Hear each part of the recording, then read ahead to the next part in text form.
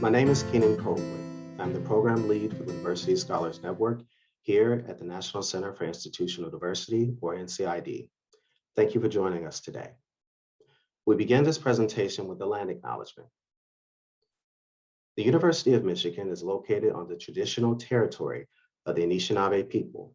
In 1817, the Three Fires Confederacy made the largest single land transfer to the University of Michigan.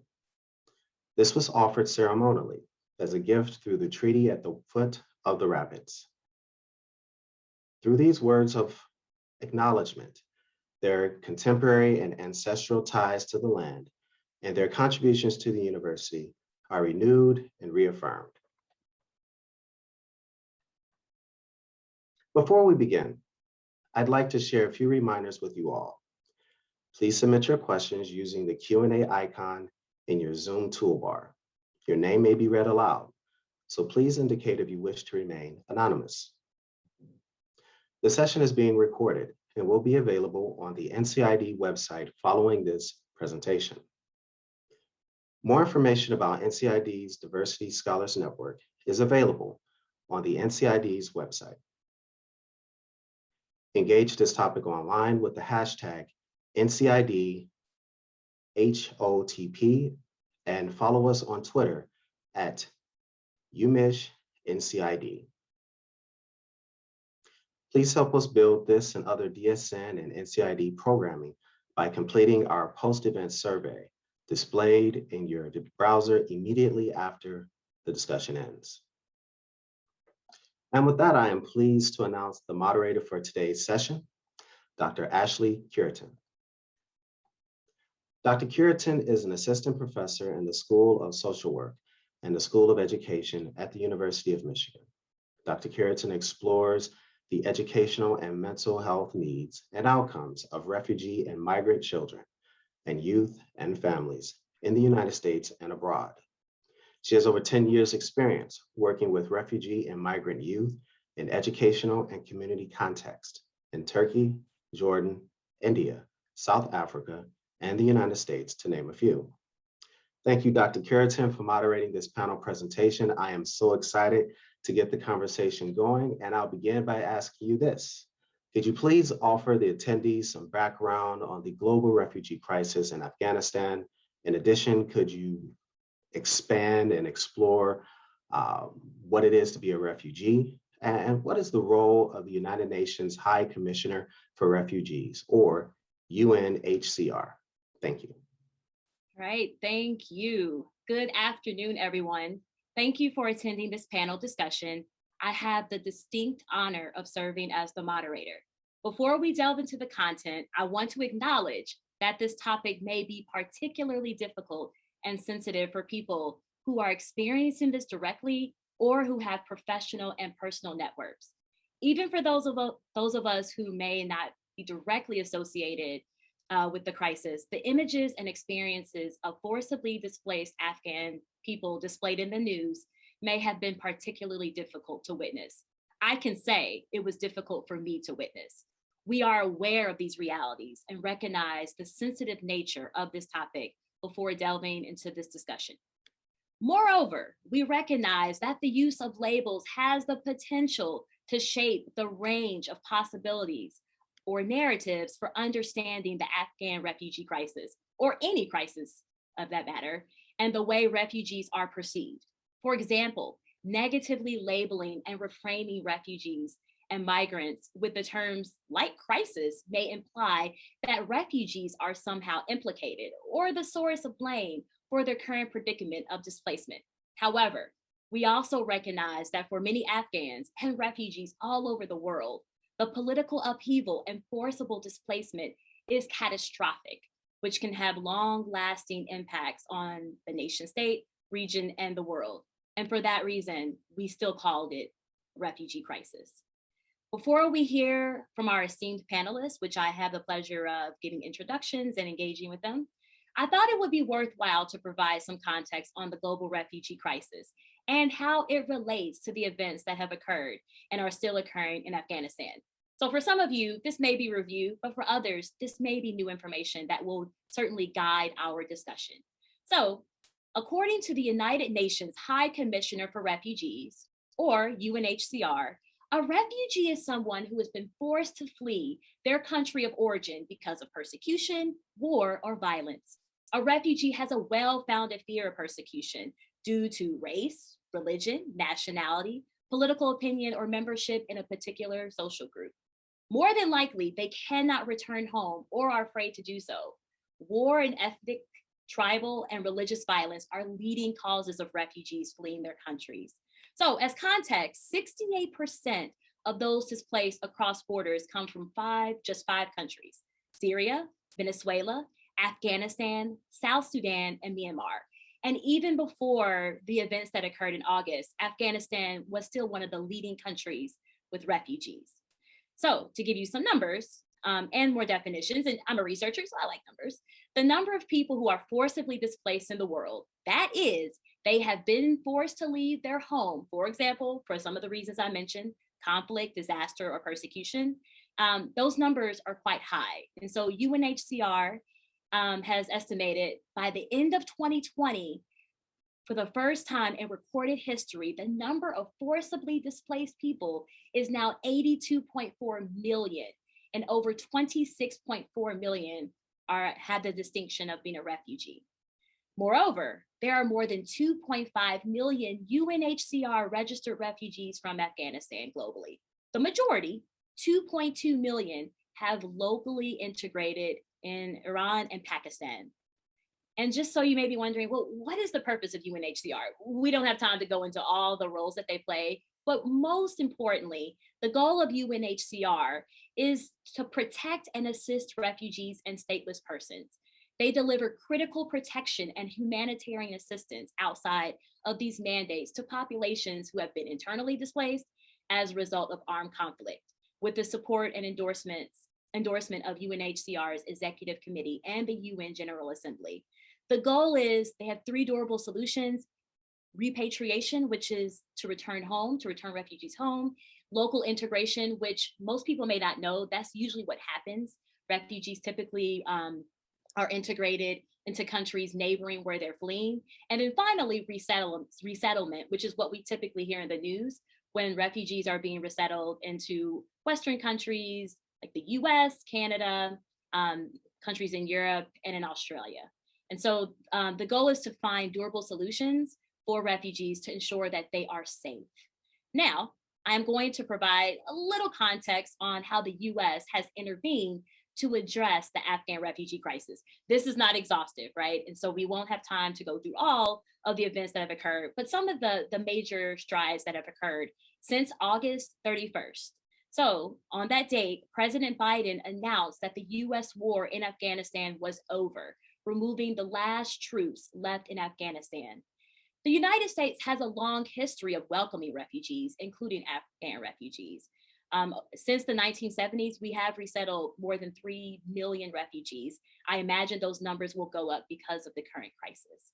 As of September 2021, so this year, in addition to the US citizens and permanent residents and citizens of allied countries, the US evacuated more than 65,000 Afghans, of whom 24 have already arrived in the US.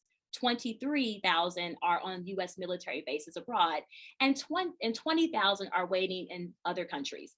I imagine these numbers have increased over the last couple of months, and there has been a strenuous process in order to get them here. And so there's security vetting procedures, and special immigrant visas, or SIVs, have also been administered at varying stages to expedite this arduous process. As of last week, there are roughly 55,000 Afghans waiting on military sites to be resettled into new homes. And non-for-profit refugee agencies have struggled to quickly find housing, staffing, and jobs for them. And so that's just a very quick nuts and bolts, kind of some background to inform this discussion. And so enough of the background, we want to hear from the experts on this topic. And so it gives me great pleasure to introduce all of the panelists today. First, we have Dr. Dana Burde. She's an assistant professor and director of the International Education Program at New York University Steinhardt School, affiliated faculty at NYU's Will Family Department of Politics at NYU Abu Dhabi. Her book, Schools for Conflict or for Peace in Afghanistan, won the Grawemeyer Award for Ideas Improving World Order. As an aside, I read this book, I am a fan, and I'm excited that she is joining us today. Secondly, we have Dr. Odessa Gonzalez Benson, who is an assistant professor at the University of Michigan School of Social Work. Her areas of research are refugee resettlement, refugee and migrant-led organizations, participatory approaches to urban governance and social services with refugee, state, civil society relations, and critical policy studies. Next, we have Dr. Anna Paula Pimentel Walker.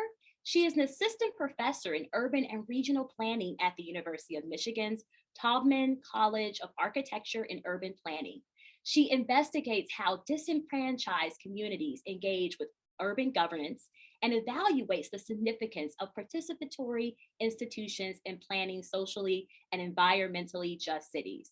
And finally, we have Dr. Sara, Kamali, who is the author of Homegrown Hate: Why White Nationalists and Militant Islamists Are Waging War Against the United States, published earlier this year by the University of California Press. She is a public scholar on white nationalism, militant Islamism, and systemic inequities. Her writings and activism address how interlocking institutions of power oppress the many while maintaining systems of privilege for a select few. She also calls for changing the current counterterrorism paradigm in the United States to one based on what she defines as holistic justice in order to effectively and substantively diminish the drivers of white nationalism and militant Islamism. Now, just want to pause there. What an impressive group. And so, without further ado, Dr. Burde, I would like to begin with you. I'll begin by asking you to speak on the current Afghanistan crisis, drawing on your years of experience working in Afghanistan on issues pertaining to education and other inequalities. Thank you so much, Ashley. It's wonderful to be here with you all today. Thanks to the National Center for Institutional Diversity at the University of Michigan. It's wonderful to participate on this panel and meet some of these panels for the first time. I'm looking forward to what I'm also going to learn. Perhaps it's not surprising to hear to many of you that we have a mixed and complicated history of interventions in Afghanistan. However, most Americans aren't aware of either how fraught our earlier efforts were prior to 2001 or how effective some of our later support has been post-2001. I'm going to speak briefly about each of these periods, and I will focus specifically on education, in part because it is such a fraught moment in time, but also because much of my research has focused on education in Afghanistan. I will start then with some of the earlier history and move through a few key points that I think are really critical to understand the moment that we're in today. 40 plus years ago, yes, our deeply intertwined history goes back that far, and some of you, I'm sure, are familiar with that. In the 1980s, the US began funding the Mujahideen to fight the Soviet occupation of Afghanistan. This was a rational choice, if you can imagine that today. It was a rational choice during the Cold War. At that time, the US perceived the spread of communism as a global mortal threat, and much of its foreign policy was single-mindedly focused on countering this threat throughout the world. In addition to military aid, part of this initiative included US aid to support education. And from 1986 to 1992, US aid spent $50 million to support the development of a curriculum called the Alphabet of Jihad Literacy. This curriculum and textbooks indoctrinated readers into the ideology of conflict and violent religious resistance. It included specific references to jihad, but linking jihad very closely to violence, which isn't necessarily how it was used in the Muslim world. It wasn't very prominently used in that way at this time. The Russian enemy, illustration of guns and mines, etc. These textbooks were very low quality. Let me clearly point that out. And there was not much pedagogical accompaniment. but they had a remarkably wide reach. According to reports at the time, by 1992, there were approximately 15 million textbooks distributed. And remember, the population at that time was maybe 25 million. Their use was documented throughout refugee camps in Pakistan and in Free Afghanistan, which referred to the places in Afghanistan that weren't occupied by the Soviet Union at the time. This use continued through 2005 when new textbooks were created. Indeed, it's very difficult to find contemporary Afghans at a certain age, a wide-ranging age, who haven't been exposed to these textbooks. But flash forward to September 2001, as you likely know, after the Soviet withdrawal, the US paid little attention to the region, but was very concerned about girls' education. It reversed its previous goals, particularly with a focus on aid, and it began to focus direct support to form a new government in Kabul and direct support to education. In education, it focused on updating Afghanistan national curriculum, weeding out indoctrination and extremist intolerant views, and expanding access to education, especially for girls across the country. Mind you, this support was done in partnership with Afghan partners that the US was working with on the ground, and other allies, not only the US. The UN was very much involved in other international partners. It invested in a hugely popular, the US also invested in hugely popular and successful educational exchange programs, including the Fulbright program. Given how aid to education in the region was intended to increase violence, I was particularly interested in understanding the effects today. So flash forward to September 2021, I'll discuss these findings in a moment. When Afghan boys returned to high school in September 2021, their teenage sisters did not join them. The Taliban ordered girls attending 7th grade and beyond to stay home. The Taliban chancellor of Kabul University barred women from attending classes. Although many foreign officials have expressed deep concern about girls and women, they've largely avoided calling on the Taliban to abandon this policy, likely believing the Afghan population, the vast majority of whom live in rural areas, endorses the ban on girls' education. Given the Taliban's long-held dominance in these rural regions, and given the few news reports that portray the tensions between the multiple news reports that portray tensions between Afghan rural and urban populations, Westerners could be forgiven for believing that rural Afghans also oppose girls' education and education for young women. In fact, this is not the case. Across the board and virtually without exception, rural Afghan parents care about getting girls into school and keeping them there. How do we know? We asked them and they told us. To understand better how these post-2000 funds were spent on education in Afghanistan, my colleagues and I, Joel Middleton, Sara, Berkeley, and here at NYU, started conducting research on girls' education in 2005, and we continued until 2019. We collected many rounds of data from thousands of families living in remote rural villages across the country, importantly across the most prominent ethnic groups, Pashtun, Tajik, and Hazara. Even though we interviewed mostly men, since they were heads of their households, upwards of 95% of these rural heads of households in Afghanistan across the country told us that girls' education was a priority for them. Although the percentage declined somewhat when we asked about older girls, keep in mind this is a conservative group, right? Still, a majority of rural parents supported girls' education through at least high school, up to 57%, and a large minorities of young women should ideally continue education through university. Why do Afghan parents consider education so important? Of course, there are many reasons. I'm just going to ask Ashley for a time check because I have the sense that I'm almost over my limit. Can I speak a little bit about the reasons? You absolutely have time to do so. Oh, wonderful. 4 minutes, yeah. How many more minutes? About 4 minutes. Oh, wonderful. Thank you so much. Okay, terrific. So why do Afghan rural parents and parents across the country consider education so important? Of course, there are many reasons. First, outsiders might think that sure, like the Taliban, these men want girls to have a religious education. And certainly that seems clear from the Taliban's actions in education to date. We can talk about that in the Q&A if you're interested. Indeed, religion is a key reason these parents wish to send their children, both their boys and their girls, to school. Even illiterate parents know the Quran, and the first word believed to have been revealed to the Prophet Muhammad is read, with an exclamation point. This is understood as a command. They also know the hadiths, which are religious sayings attributed to the Prophet. One of these hadiths says, Muslims must seek knowledge even unto China. Many Afghans understand this saying to endorse what we would refer to as lifelong learning in the United States.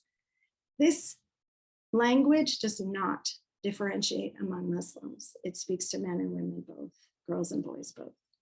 But what about other forms of education? Second, to understand better parents' attitudes toward other forms of education, including math and science, we clarified the distinction between religious education and formal education on math, language, and science for our surveys. We specifically asked if our respondents would support formal schooling for girls, understood as worldly education in the context, not only religious education. The resounding answer was yes. Beyond religion, like many parents everywhere, Afghan parents too want their children to be well-rounded, to be able to compete in the modern world they see around them. Please note, gone are the days of pre-mechanized Afghan villages, totally isolated from the rest of the world. That doesn't exist any longer. Most remote villages in Afghanistan have access to television, and nearly all have access to cell phone service. Parents want their children to have a good quality of life, and in most cases, better than what they were able to achieve themselves. They appreciate the role of education in contributing to a better life. Third, as universal access to education increased across the country with the support of foreign aid in the past 2 decades, parents' expectations shifted. In a set of remote rural villages in the Central Highlands, places where you would expect access to be the hardest, we documented, and this was not just in Central Highlands, let me just be clear, there were a number of provinces, as I said, across the country with all ethnic groups involved. And these stats come from those two. Places where you would expect access to be the hardest, we documented that girls' primary school attendance increased from approximately 34% in 2008 to 63% by 2015. Mind you, this is without intervention. This is just from government provision of services. This increase was due to the expansion of the government school network primarily. However, we also focused on the aid that came from international organizations, specifically to support community-based schools in rural, remote communities. And we found in these villages where schools were available close to parents' homes, attendance reached about 80%. Roughly for both boys and girls. So these schools eliminated gender disparity in education, which is really critical to understand. Our research also documented very substantial gains in math and verbal skills measured with international standardized tests. So thus, even in remote rural areas, parents have come to expect access to quality formal education for their boys and girls alike. The past 20 years have created intertwined lives between the US and Afghanistan in a way that's nearly unprecedented in today's world. What does this mean for US obligations today, right now? And what can you do as a US citizen if you are one? If US officials want to advocate for the interests of Afghan families, they would do well to emphasize overwhelming support for education, and in particular for girls' education. Compromising with Taliban efforts to limit girls' education runs contrary to such goals. Our data show incontrovertibly that the Afghan population wants and expects education for their boys and their girls. 2021 is not 1996. Should the negotiating teams, foreign and Taliban, choose to ignore these realities, they will do so at their peril. I would like to just end with a quote from a woman in Uruzgan province in Afghanistan. I mentioned some of the research that I've done there with a co-author earlier. She says, now keep in mind, Uruzgan is one of the most remote, one of the most conservative, and one of the places where access to education was the most fraught. She says, my neighbor was criticizing me for sending my daughter to school. she's talking about this tension around education, which does and did exist. I asked, have you seen my daughter not saying salam to you? Not treating you with respect? Does she curse or steal? Please tell me. My neighbor replied, no, she doesn't do those things. I said, I will move to another place, but I will not stop sending my daughter to school. Thank you so much. Thank you, Ashley. Thank you, Colquitt. I look forward to discussing. I look forward to hearing my fellow panelists and then having a conversation after. All right, thank you so much, Dr. Burde. What a powerful quote to end your segment, your important segment on the importance of education, global education, especially for girls' education, and maybe even debunking myths around how this region, how Afghanistan, how they perceive education, and that it really is important for both boys and girls. So what a powerful way to start off the panel. All right, so let's transition. We will now hear from Dr. Gonzalez Benson.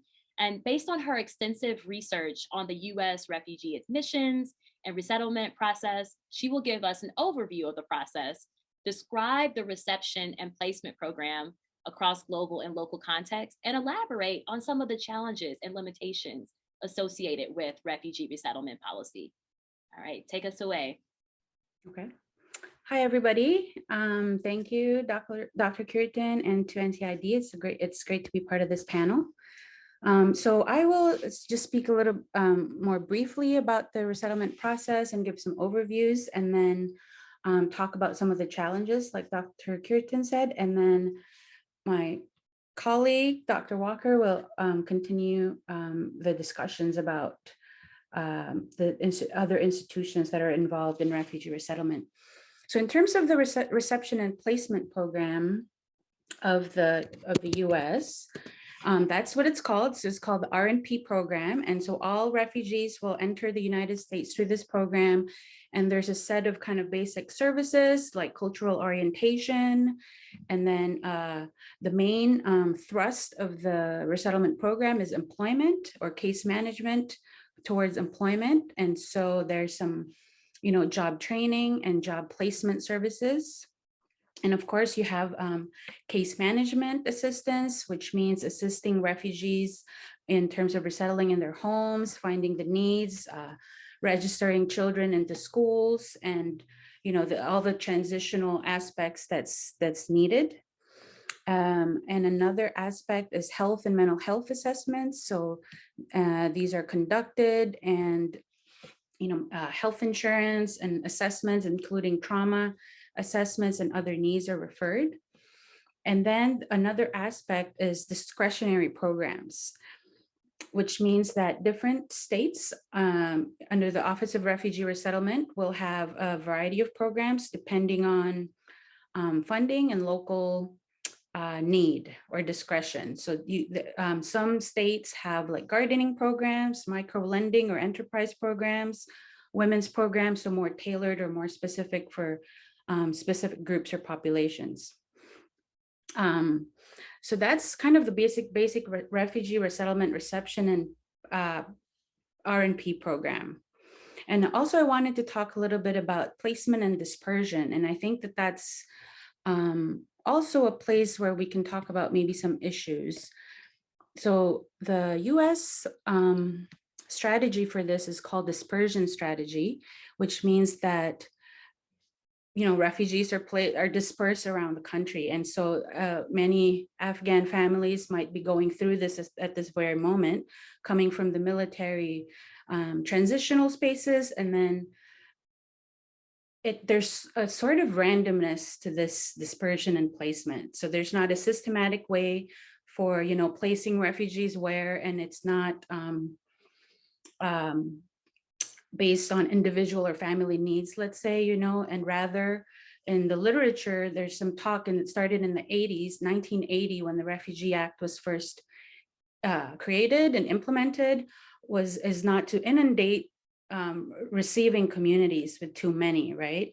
And so refugees are placed in different places, and that can have detrimental impacts because it can break communities and sometimes families. And also it's there's some challenges as to which places or cities could be best reception places, right? So there's not really a systematic way where, cities are examined to see about employment levels or housing capacity or school capacity for reception. So it's a lot of it is determined by the resettlement agencies. So it's institutionally defined rather than context defined or based on individual family needs or community needs. And so I think that that's one aspect of a challenge or issue, is this kind of randomness and to a placement to begin with, right? And then I'll talk very briefly about like 4 issues or challenges with refugee resettlement. So we can conceptualize refugee resettlement in terms of the capitalist neoliberal context from which it emerged in the 1980s, and then how it's transpired over the last 30 years. And an interesting note, 2 interesting things, is that first of all, the word integration is nowhere in the Refugee Act. And 3 interesting things. The word integration is not there. Secondly, the aim of refugee resettlement is employment. And also English assistance so that they can be employed, right? And so that is the kind of main outcome that is measured and prioritized by resettlement agencies. And then the third thing that's interesting is that nowadays, refugees are eligible for up to 8 months of case management assistance by ORR, so public benefits and specific services tailored to newly arrived refugees. But after 8 months, it kind of ends, and then they fall on to the general assistance funds and supports. So it's 8 months, right, to be self-sufficient and to be employed. However, in 1980, that was 24 months. So over the last years, it's been declining, and that's on my to-do list to figure out how that happened, but like the evolution of policy, right? But so that's kind of, it's just that the scope of assistance and the time limits have just shrunk for this program. As a second issue, and I have just a couple more things. Privatization is also another issue. So when the Refugee Act was instituted in 1980, the partnerships with public entities was the institutional framework that was codified in the language. And so that's, experienced some of the, I guess, usual tensions that you would with public-private partnerships and the challenges that come with that, which is particularly the prioritizing of public, federally and policy defined priorities vis-a-vis community defined priorities, right? And so the private actors, which are the resettlement agencies, are kind of caught in this middle space where the policy goals might not align so much with the community goals, and having to kind of negotiate and navigate that tension. And we've already also talked about discretion in terms of the placement, and also the too much focus on work is another issue. And finally, I'll just close with a brief discussion about managerialism or power dynamics that can come in play in resettlement agencies because of the, in any working with communities, there's power differences and challenges between the professionals who are providing assistance and service recipients or clients, as we call them, or people with refugee backgrounds who are in this kind of difficult position of navigating kind of charity work or volunteer work. At the same time, there's some level of social control that happens and has been critically examined in scholars over the years. And so that is kind of at the forefront of what many refugees, including Afghan refugees, will encounter in this resettlement space.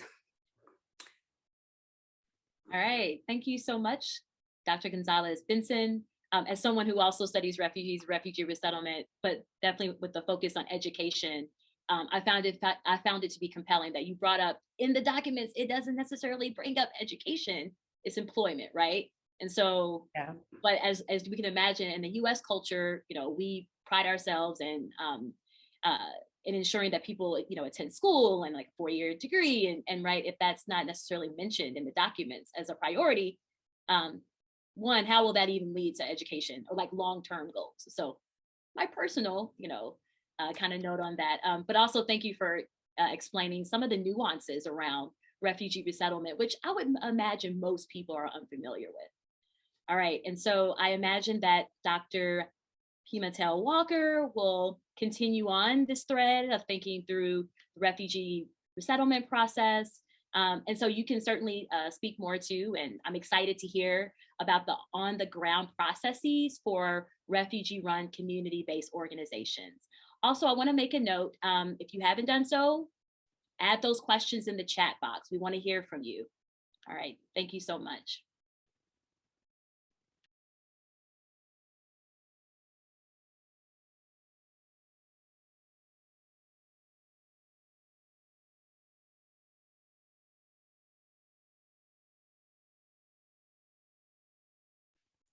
You're in. Yes, thank you for having me, and thank you, the organizers, for putting together this panel. So once refugees and their families arrive in the United States, they are most often received by refugee resettlement agencies. And the resettlement agencies started the process, as my colleague explained, of finding employment and housing for families. But as soon as communities arrive, community leaders start to emerge. Sometimes these connections, as Ashley has explained earlier, they come from before, from intermediary countries, from countries of origin. So as these organizations emerge, they provide fundamental work for the families and individuals, social support, direct social support, and also advocacy work. So it's very important that us here in this panel call attention for the existence of these community leaders and organizations and contact them and start our partnerships to better improve the resettlement process. So these organizations, they facilitate dialogue with schools, with government offices, which can go a long way. Also, refugee leaders, they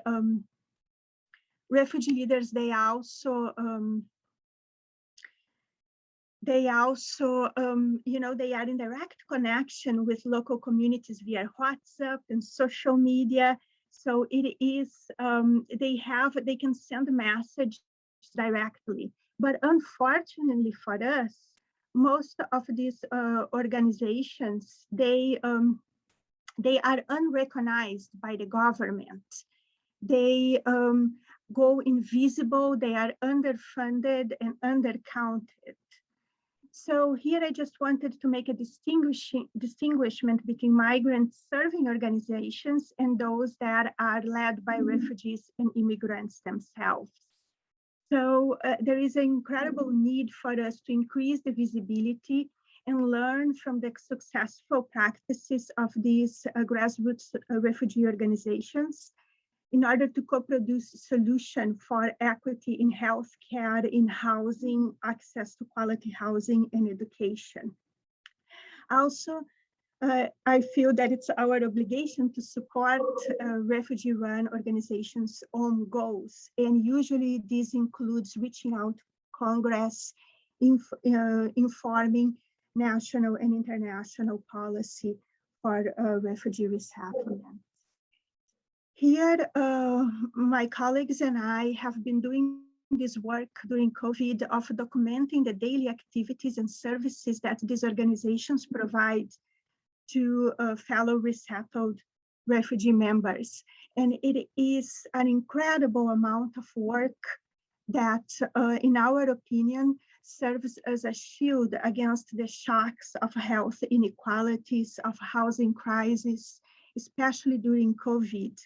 Even though resettled refugees have access to unemployment benefits, for instance, it can be very hard for a person that has just arrived to understand the technology to apply online, if there are any hurdles in the system to be able to access these benefits. As we know, with housing assistance, also so much of the funding go untapped and unspent, and these organizations, they are there and they are helping and supporting their members to access the services that we have.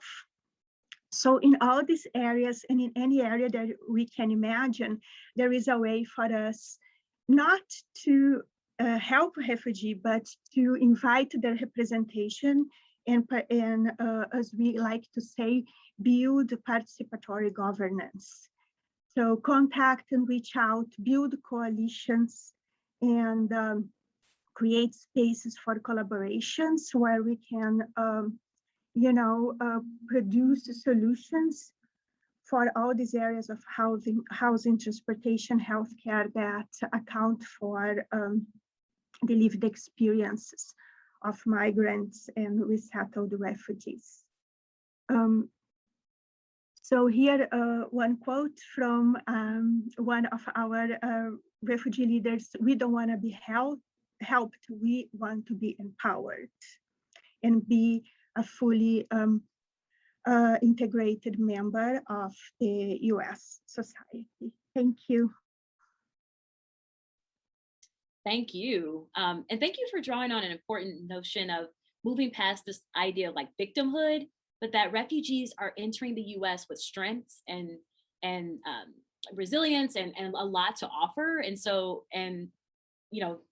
highly educated, right? And this is going to be true for the Afghan refugees. And so I was particularly drawn to this notion of, the grassroots organizing and refugee-based organizations drawing on the needs that they have, they directing the services or figuring out, being transparent about the needs that they have instead of others telling them what they need when they come. And so thank you for your excellent research and for the powerful quote.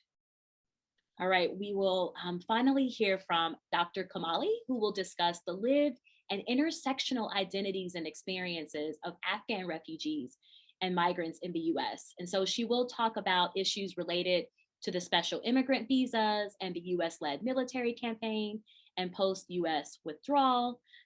She'll also bring up decades of conflict led by the US and just thinking about complicating that or thinking critically about what that looks like or relates to other conflicts. And then thinking about Afghans as people and understanding how they're represented in media and in other outlets and just kind of delving into that topic a bit more. And so I will allow you to certainly share your insight with us, Dr. Kamali. Thank you. Thank you so much, Dr. Cureton. Thank you so much for the invite. And thank you to Dr. Colquitt and Charlotte for all their behind the scenes efforts in putting this wonderful event together. And thank you to the panelists as well. I'm so glad to be here with you all today, including the audience. So today I am speaking as a public scholar on white nationalism, militant Islamism, and systemic inequities. And I'm also speaking today as a first-generation Afghan American. So both of my parents actually came to the United States. They met in England. They came to the United States post Soviet invasion at the initial outset. Actually, as we know, these things are not necessarily so, they're never actually cut and dry with timelines, but essentially they were refugees of sorts, essentially forced out of their country, attending universities separately in England, and then coming to the United States. So many Afghans currently who are in America and who consider themselves Afghan American came during that wave, if not before. So as the previous panelists have pointed out, there's been a long legacy and inextricability between the United States and Afghanistan, and certainly even preceding the 1980s. So when you think about General Eisenhower, for example, in the 50s, there's a long history of military relationships between the two countries as well. So I'll touch upon that today. But what I would really like to speak about is that I cannot speak, of course, to the individual experiences of every single Afghan refugee or every Afghan in the diaspora. What I really hope to do in the brief time that I have today is to highlight the humanity of Afghans themselves, whether born in the United States or elsewhere. And of course, Afghans born in Afghanistan. So firstly, the experience of Afghans and the country itself is certainly primarily and seemingly solely only viewed through the lens of warfare, not through the lens of culture, not through the lens of contributions, as was previously mentioned, not through the lens of even history, and certainly not through the lens of hopes, dreams, and aspirations, and what makes each of us human. Afghanistan is a nation, an ancient nation at the crossroads of religions and empires. So while the Taliban have destroyed the Buddha statues, there's a legacy of Buddhism, there's a legacy of Zoroastrianism, there's a legacy of so many different religions, so many different empires, and also many different attempts at invading the nation as well. So while we talk about conflict in Afghanistan a lot, I think it's very important to understand too that it's a nation that is complex, that has seen a lot and has contributed a lot as well in terms of the arts and literature. And of course, people may cite Jalaluddin Rumi Balkhi. He comes from Balkh, which is a city in Afghanistan, and even that's up for contention. So everything's up for debate in Afghanistan in terms of who does he actually belong to. But certainly there is that literary tradition from centuries ago and up until the present day, and I'll talk about that a little later. So since the US-led invasion of Afghanistan, as we well know now, a generation ago, 2 decades ago, there have been generation plus of Afghans who have struggled and strived to work toward building a present as well as a future for themselves. And these Afghans are diverse across gender identity, across sexual orientation, across gender expression, across age, across geographies. And what I'd like to point out too is that we're thinking about refugees, but we're thinking about people also, again, with aspirations, with qualifications, with skills, with hopes, with futures ahead of them. And so what we also need to talk about in this context is that even though the US is accepting refugees currently, the US-led invasion is what has started this crisis from the perspective of Afghans having to leave their country is a crisis. And so it's come full circle in a really horrific way for many Afghans. So there are 20,000 special immigrant visas who are visas still have yet to be issued. And if you may remember, in the immediate aftermath of the US withdrawal a few weeks ago, that was a big discussion.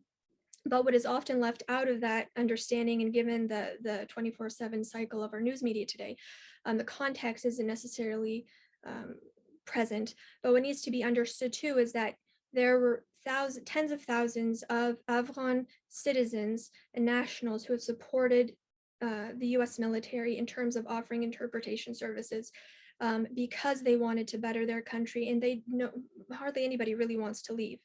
And yet when the US withdrew, they were victims and led essentially just left for the Taliban to deal with them, and then ultimately are going to be seen as betraying the new regime, or as even threats to the Taliban regime.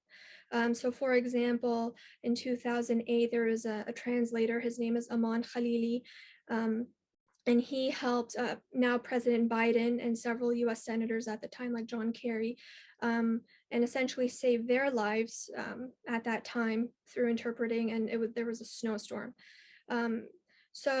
And yet he was abandoned by the US government. And the reason that I'm bringing this up is because if we're going to be talking about what we can do now and the refugee resettlement, then we also need to talk about, well, why they need to be resettled in the first place as well. And I like to, point out the legacy of warfare, and also point out the fact that, again, there are Afghans who actually want to better their country and have been working towards it. And essentially, generations of hopes have been dashed in the wake of the US withdrawal, certainly, but also in the long and deleterious aftermath of the US invasion in the first place. Oh yes, and then also if anybody would like some more background, I encourage you to read the Stigar Report, so the Special Investigator General for the Reconstruction, for the Afghan Reconstruction, John Sopko, that's SIGAR.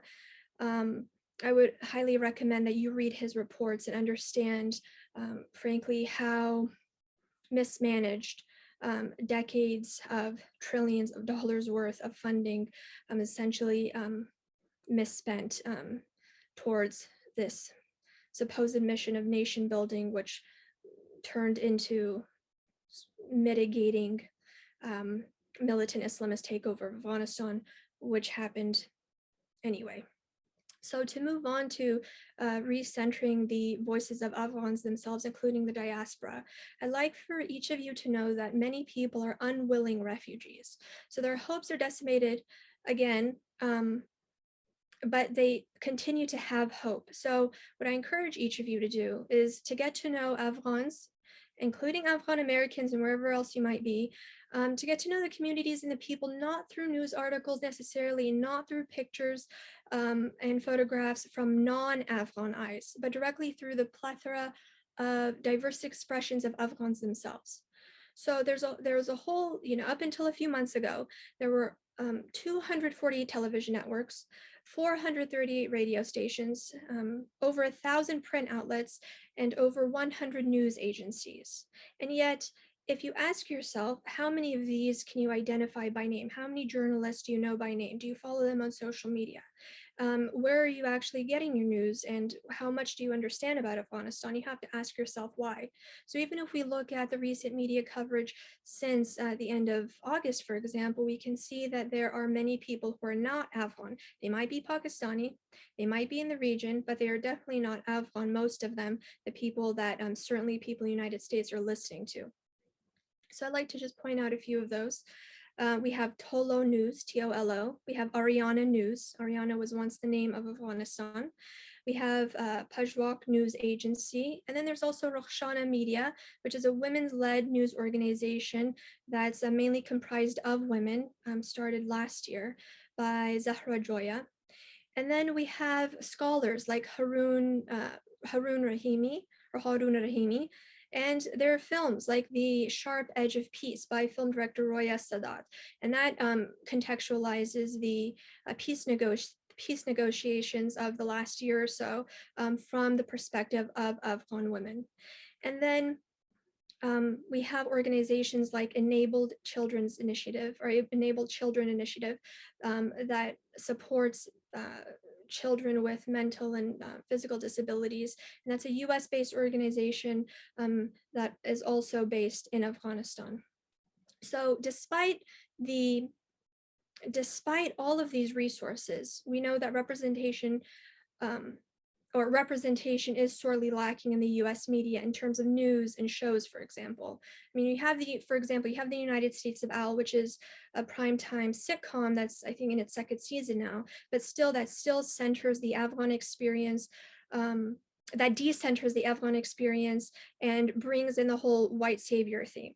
And the reason that, and also if we look at the writers, some of them do identify as Afghan, but then if you look at the actors, if you look at the producers, there's the whole, the whole ecology is not representative of Afghans themselves. And so of course, we know that diversity is an important if lacking issue in Hollywood, particularly today, but I still think it's worth pointing out because we've been in conflict with a nation, and I mean the United States. So I'm talking about this because I very much see myself at the confluence of these identities.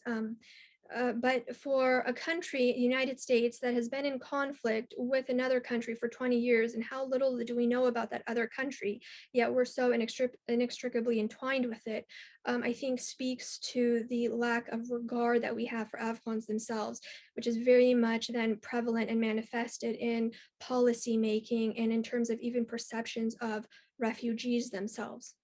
So another point that I just like to briefly touch upon is that white nationalists, for example, in the United States and elsewhere, interestingly and simultaneously support the Taliban takeover of Afghanistan, Taliban government, and the oppressive tactics and oppressive policies, whilst also vilifying immigrants. And so the reason I'm bringing this up is because there is an undertone or anti-immigration sentiment, anti-refugee sentiment has been part and parcel of the United States.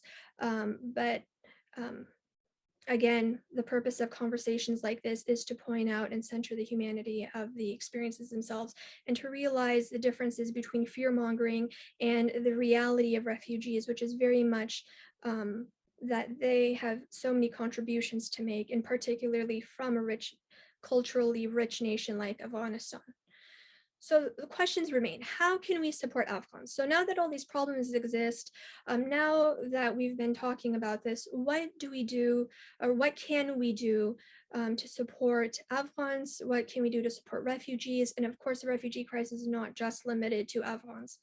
And I think that's also important to note, and hopefully we can talk about that in the Q&A as well. So supporting Afghan refugees is it's not a zero-sum game. It doesn't take away from support of other types of refugees. At the same time that we've had the Americans have had the post US withdrawal and the debacle, there's also the crisis, again, the word crisis, which Dr. Cureton pointed out at the beginning, and problematize that eloquently. You know, we've had the issue and the safety and the health and the mental and physical well-being of people also coming to the United States from southern border, for example, the US-Mexico border, for example. And then, of course, the same types of challenges that Haitians face trying to reach safety all at the same time. And then, you know, this is, so understanding empathizing with Afghan refugees does not take away from one's empathy with these other, people, refugees from across, or refugees from other parts of the world. So what I would like, again, to encourage everybody to do is learn about the history of Afghanistan, follow Afghan news, specifically the artists, on Twitter, use social media for actual positive good, and press the government to actually help. So it's not necessarily about donating one's money. It's about donating one's time, one's empathy, one's heart, find out what civil society organizations are doing, and see how you can help them constructively. And lastly, I would like to reiterate that refugees, whether they be Afghan or not, do not need saving. They need your support, and they deserve your respect. Thank you. Thank you. Thank you for wrapping up some really major points around, one, pushing back on the savior complex that often happens, especially around refugees, and thinking once again that they are only perceiving them as victims. And so I think that your reference to how media portrays Afghan refugees, or just Afghans in general, can be problematic, and it's something I'm appreciative that you touched on. And so with that being said, I want to thank all the panelists for your insights.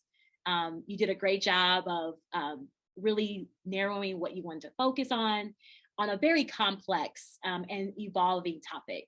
And so on that note, I want to thank those who have posted questions thus far.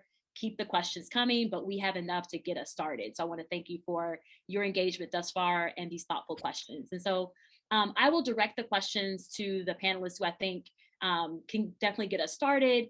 Of course, others can chime in, and then we'll go from there. And so the first question I have, and I imagine this would it would be ideal for Dr. Gonzalez Benson or Dr. Walker to speak on.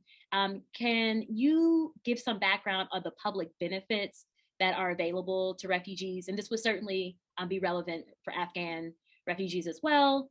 And also, do they indeed have refugee status and all that affords in terms of access and benefits? And so just broadening that a little bit more. So once again, what are the public benefits that will be available to Afghan refugees? And then how does that impact their status and benefits? Okay, maybe I can speak a little bit. So I think that there's still some clarity that needs to be done in terms of like educating the public and sharing information. But the arrival of Afghan refugees, as I understand it, is not under refugee status. So they're not actually, because refugee status is something that's determined by the UNHCR, and it takes some months or years to do that. And there's some like interviewing process that happens before they arrive.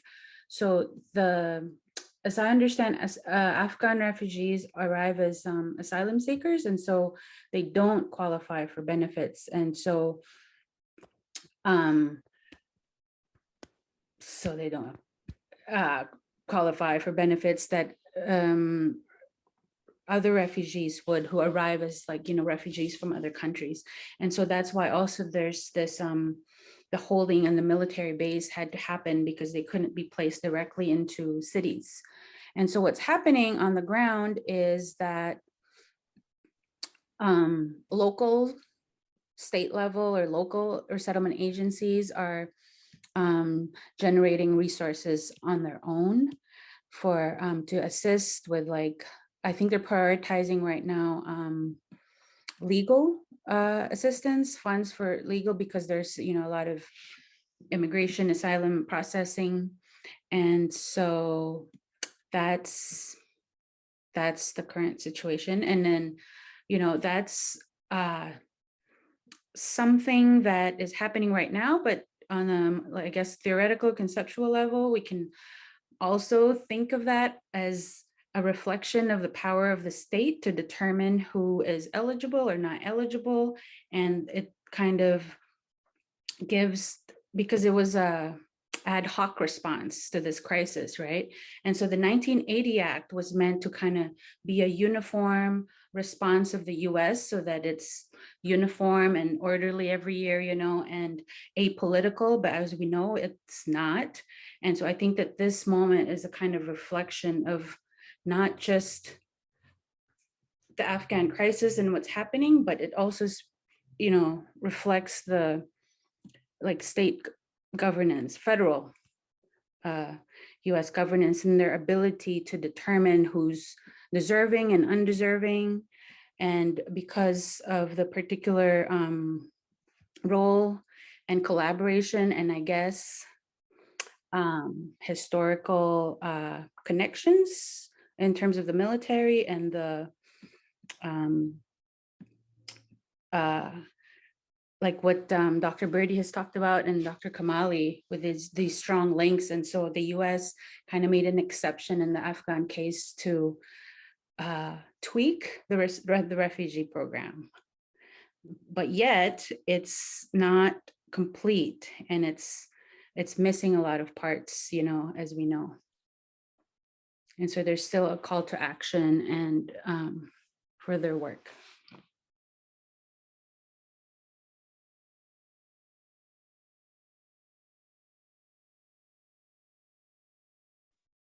You're muted, Ashley.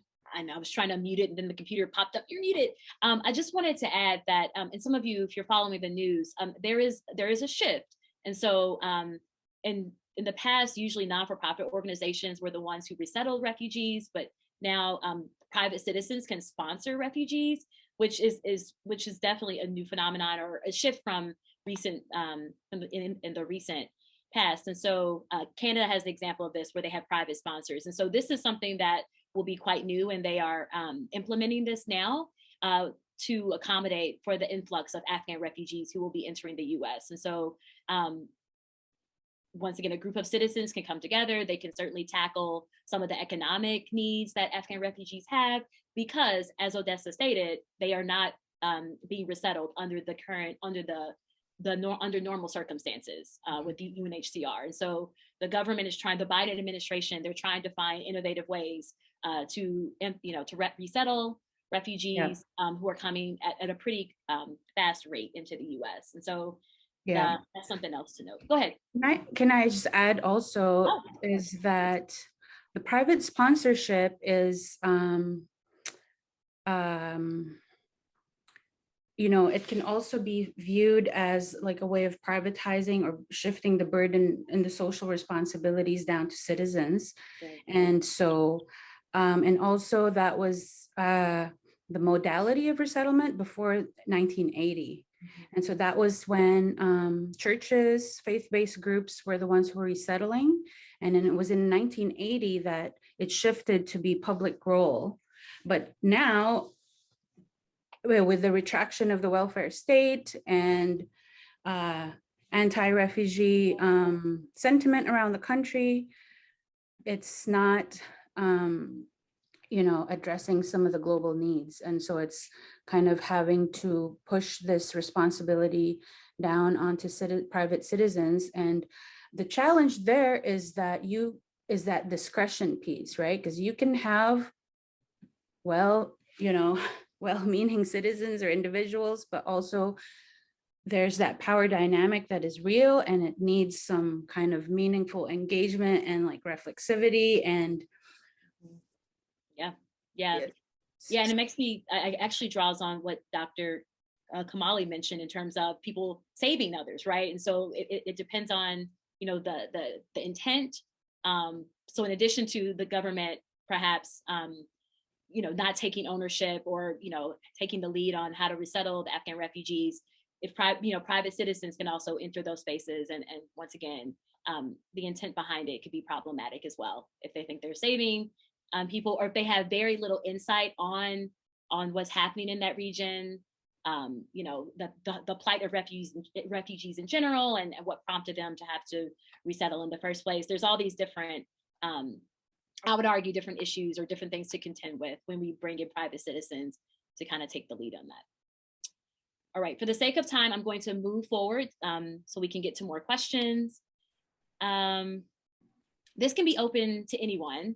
What should the US policies be towards people who arrive seeking asylum?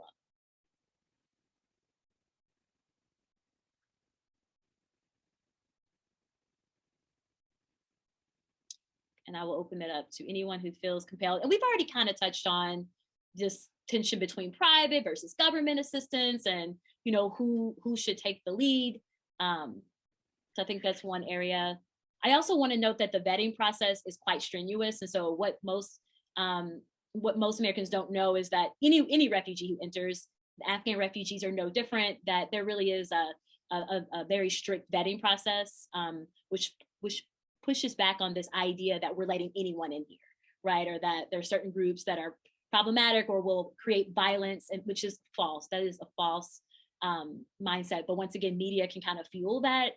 And so that's another thing I think to note is, just pushing back on that misconception or myth.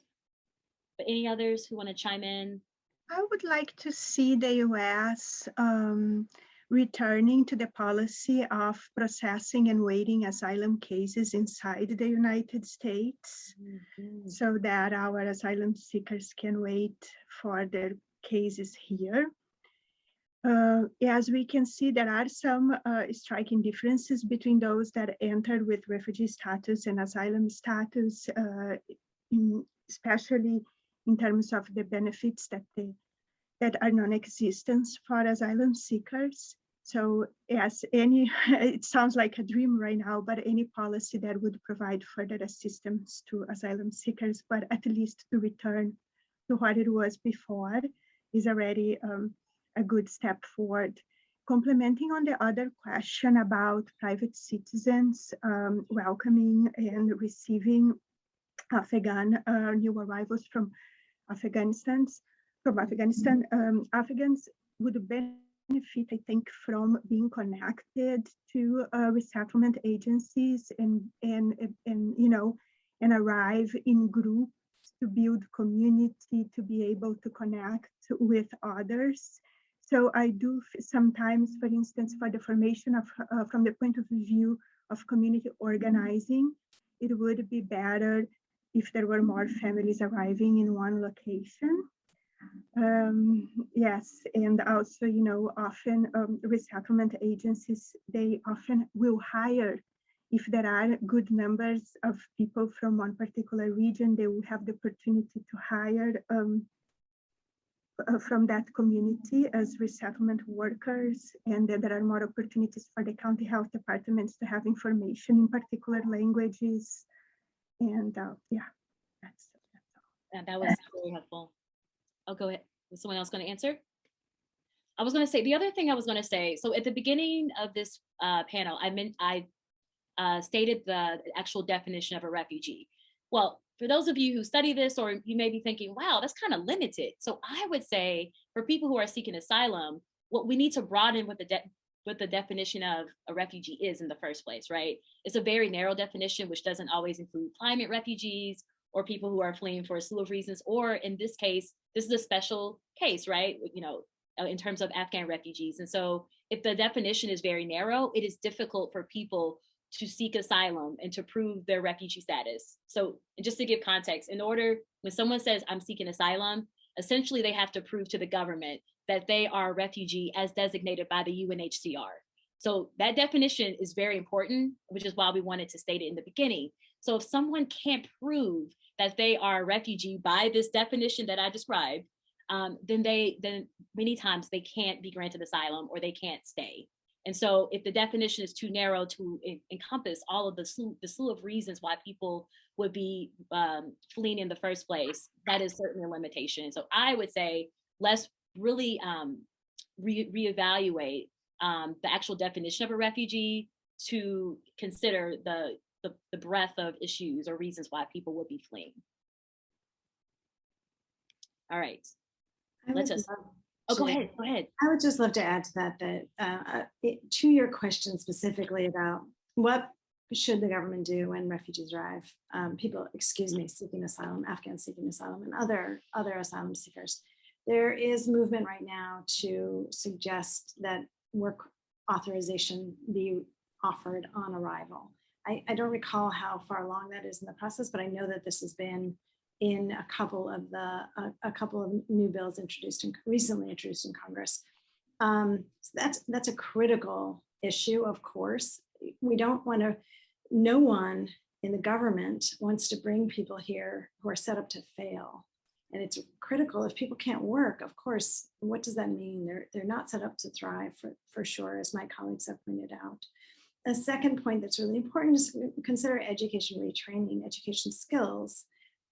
A number of the people who are fleeing the country, excuse me, are very, very highly skilled and speak multiple languages, 4 or 5 languages in some cases, and have had terrific access to education, but a number haven't had that and don't necessarily speak English.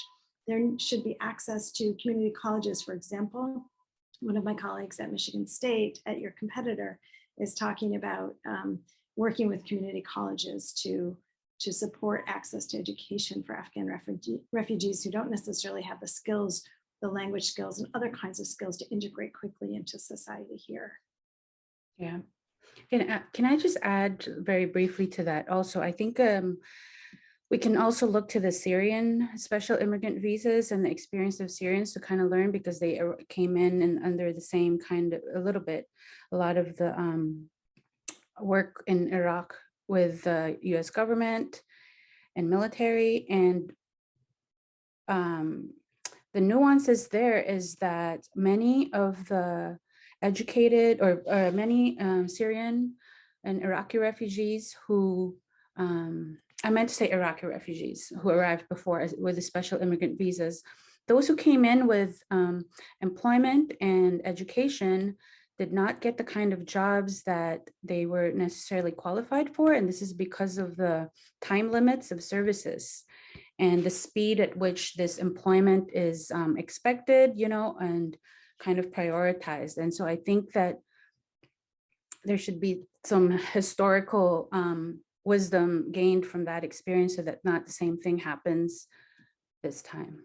So that the pathways for success is individualized and rather than taken as a whole, where you get the first job that arrives. All right, thank you. So we're going to move forward, but those were really great comments. So the next question, what should be the role of universities in terms of uplifting or supporting Afghan families coming to the US?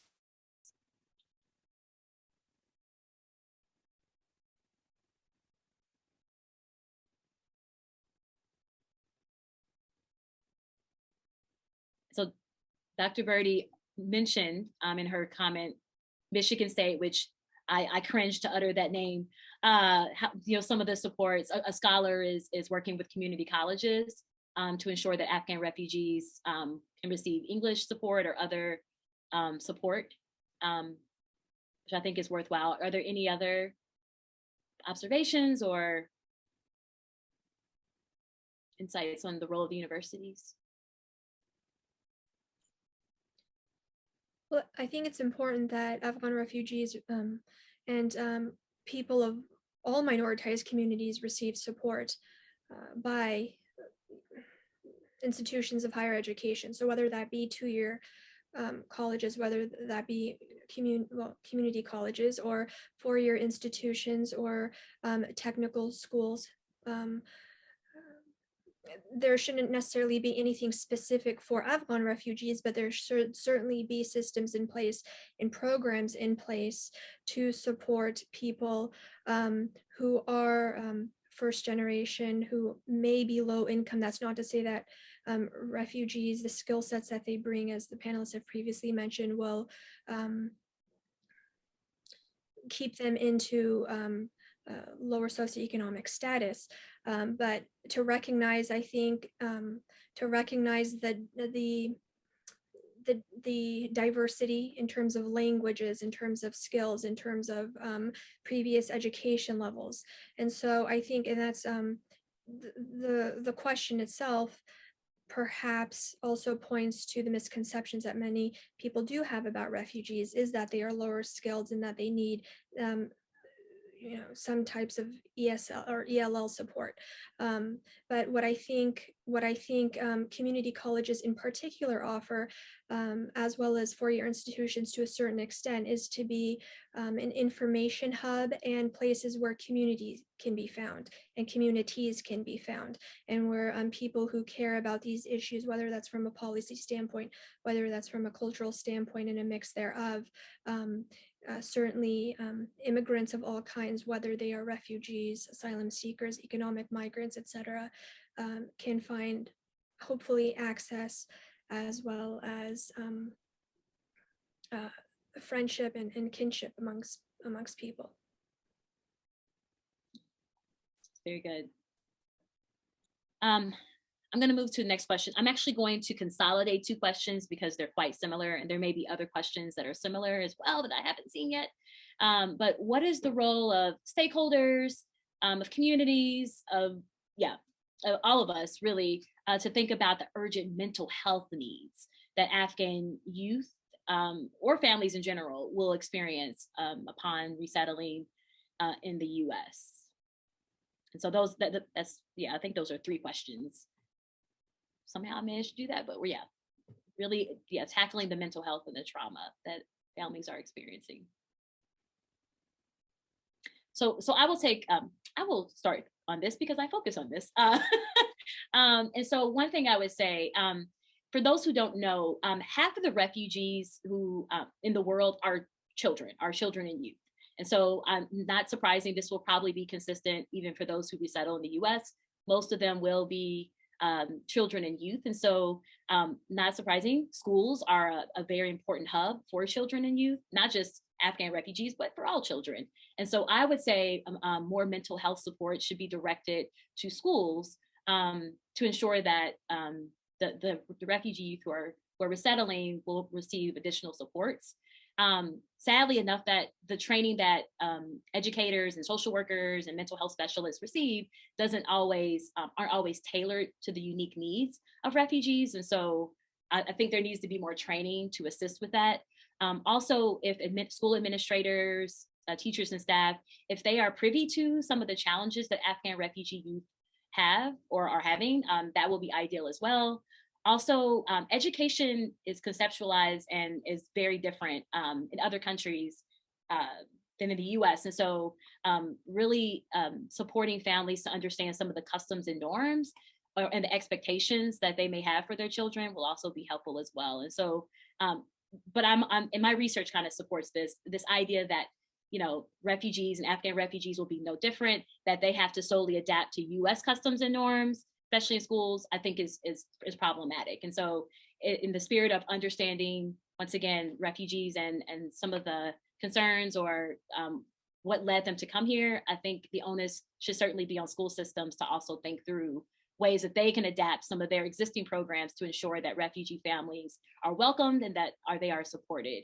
And so once again, I think definitely more mental health supports offered at the school level, since education and attending school is compulsory, and they will certainly be in those spaces. Definitely providing resources in that regard would be helpful. And also with refugee resettlement agencies, there is a dearth of mental health supports at many of those sites. And so if there could be, once again, training more social workers and mental health specialists, psychologists to be in those spaces, to understand the culture, the language, what brought them here in the first place, I think is imperative to ensure that they can retain their cultural identities, but we can also tackle the mental health challenges that they're experiencing. That's my first kind of comment. We only have a few more minutes left. And so if someone wants to answer this. I'll just add something very briefly. Yeah, go ahead. That I guess in terms of like mental health and to maybe apply a more community health approach, and also drawing from the knowledges of the communities themselves rather than a more medical Western model that's applied, it's Western based. So that might differ for Afghan refugees, and that, you know, maybe elders or more spiritual or different modalities should be considered as best practice or ways moving forward. And I would also like to add too, so thank you for those comments, but I would also like to add trauma-based, trauma-informed therapies, for example. And then also one cannot speak about mental health without speaking about different factors such as employment, such as physical safety, such as housing, such as a quality of education. So I don't think there's going to be a one-size approach to that. I think it's necessary for people to understand that the families and the religiosities, for example, the cultural communications, the respect for elders, the cultural ties and the cultural norms are going to be very specific to each family. So I think it's very important, specifically when discussing mental health as well as education, that one recognizes one's assumptions before interacting and engaging with families, particularly if they are refugees, but of course that goes for any type of human interaction. Could I just add as well that there's a lot of research on these questions from circumstances abroad outside of the US. And some of it falls under the umbrella name of psychosocial support research. Some of it falls under socio-emotional learning research. There are really good resources that have been designed to support children affected by conflict all over the world. The journal that I am the editor-in-chief of, it's called the Journal on Education and Emergencies. It's housed here at NYU, but it's in partnership with the Interagency Network for Education and Emergencies, and founded by INEE. INEE has terrific resources. The journal will soon be publishing an issue on socio-emotional learning and psychosocial support. But as I said, there are many, many other resources to draw on. And some of these have come from researchers who've worked in Afghanistan and developed them from their work there or beyond, but certainly very populations who have faced similar issues over decades. Right. Folks, I wish we could keep going, but time is escaping us. And so I want to thank you all for the questions you posed. If you're on Twitter, we can still keep this party going. So we can certainly tackle questions that you have. We hopefully, we were able to tackle, or at least address some of them. I tried to truncate some, but I do want to wrap up this session. And so I want to once again thank our panelists for your time and your incredible work that you're doing, for sharing your research and your insights. I am very honored once again to be in this space with you, and I hope this engaging conversation was helpful. Also, I want to thank those in attendance. So all of you who took time out of your busy schedules to engage in this robust dialogue with us. I want to acknowledge the extraordinary organizers of this event. So Dana Brown, Charlotte, and then Dr. Keenan Colquitt behind the scenes. And there's others as well who did so much work to ensure that this program was executed properly. We have one favor to ask of you. Please help us out by completing the brief survey that should pop up on your browser after this event ends. We love and need your feedback. We want to know, how this went, if there are other themes or topics you want to cover. And then please continue the conversation online. I'm on Twitter, follow me. I will certainly keep engaging in this conversation. Others are also on Twitter as well. And then stay tuned for future events. I hope you enjoy the rest of your afternoon. And then once again, I want to thank you so much for your overall involvement with this program. Thank you very much.